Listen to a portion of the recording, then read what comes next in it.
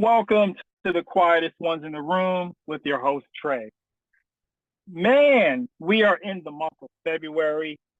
January is behind us. There was a lot that took place in January. I think we both agree on that. But here we are in a new month, and it's not to make light of the things that took place in January. But here we are. It's the second day as I'm recording as of now, it is the second day of February 2025. And in the news, we're hearing talks about how you and I and the citizens of Mexico, China, and Canada are going to experience higher prices when we go to purchase our necessities, many of the goods that we may enjoy. And to me, that's the simplification of the tariff conversation. 25% tariffs on Canada, 25% tariffs on Mexico, 10% tariffs on China. It's going to cause us to pay more in our daily lives. So even if you like Trump or hate Trump, we're all in the same boat. And the prices will be more when you go and buy your alcohol, your next vehicle, all these things that these countries provide to us will ever so slightly increase in price.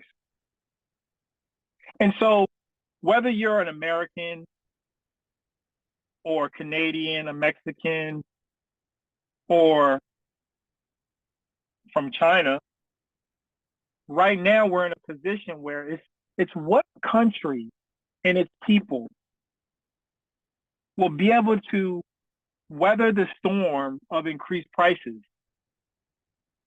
And as the citizens of the countries, you have to decide to yourself, well, who's to blame?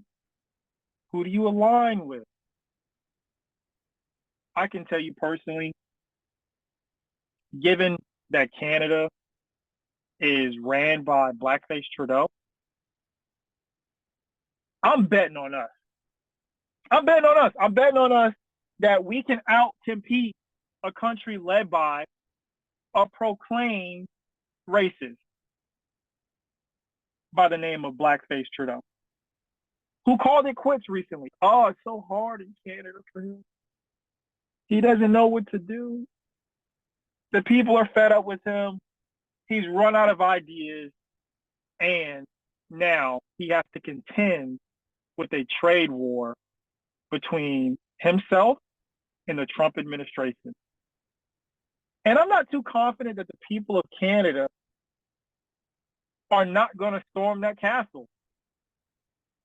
When they see okay, in Canada, you're going to have to decide. Oh, he said recently, you're going to have to decide if you're going to buy Canadian products versus American products. Maybe you forego that Florida orange juice. Maybe you forego that trip to America. Maybe you forego that American alcohol and just drink Canadian. Like, this guy is leading the negotiations against Trump. I'm pretty confident. I can't say about all the countries. I think China will probably hold its own longer.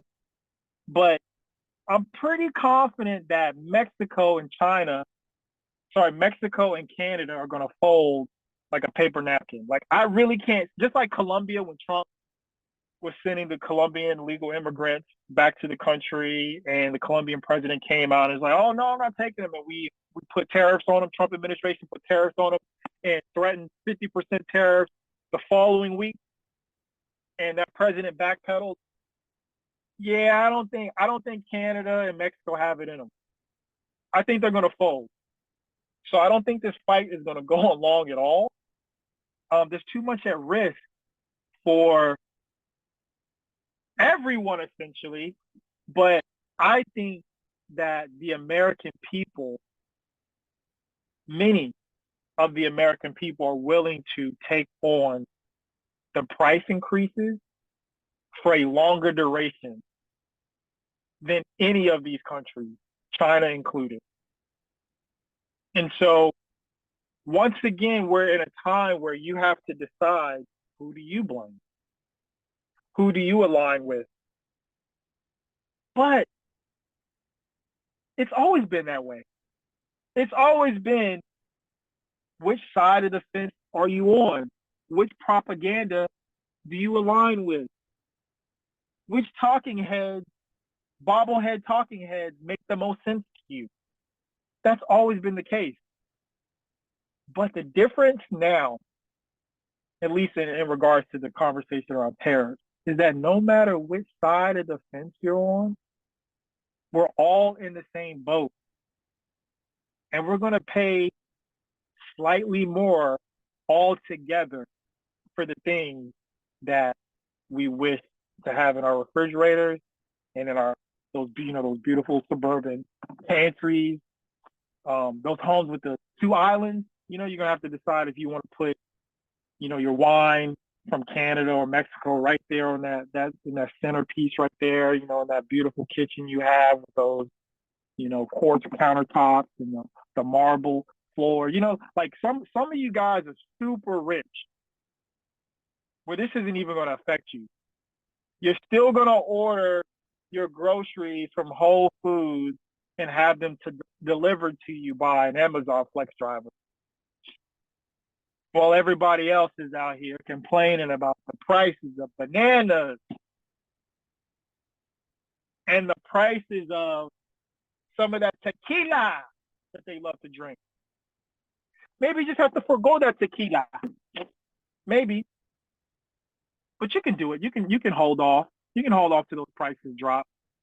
But another thing, this also takes me back to a time when, or like kind of around COVID, maybe slightly before, but certainly in the midst of COVID until now, there is a group of people who've been telling individuals, prep, prep, prep, prep. Oh no, you sound like a doomsdayer. No, man, prep, prep, prep. You don't know what can happen. Prep, prep, prep. No, you sound crazy. Prep, prep, prep. So that battle was going on back and forth. And now it makes sense why whenever you have a little bit of money, I'd even advise this now, if you have just a little bit of money, it never has to be a lot. Just stockpile a few items that you may have a month of on stockpile, 2 months of on stockpile to weather the storm when you have temporary price increases in the things that you enjoy. So I hope that no one who's listening to this, and maybe you disagree with everything I've said, who knows? If you do, please share. But I hope that no one who's listening to this allows themselves once again to be led astray and focus on the countries outside of your country that you live in, that you should be concerned with, and be more concerned with what those countries are dealing with, especially when they're led by people like black-faced Trudeau. And need I say more? Need I say anything about China? Except for the China balloon. That was crazy. I know you remember that China balloon just floating over America. Why was that? Why was it even happening? Why? Why? Yeah, in Mexico? Come on, man. We have some serious issues going on, and they need to get dealt with swiftly. And so join me in saying a thank you to everyone who told the American people that they should prep and stockpile a few things in the event of times when things may get a little rocky. So shout out to all the preppers out there. Thank you, thank you, thank you. And it's never too late. You can go right now to your local grocery store, buy a few things so you don't have to worry about paying too much in to this trade war. So hopefully that helps. Stay sane, stay focused. Until next time.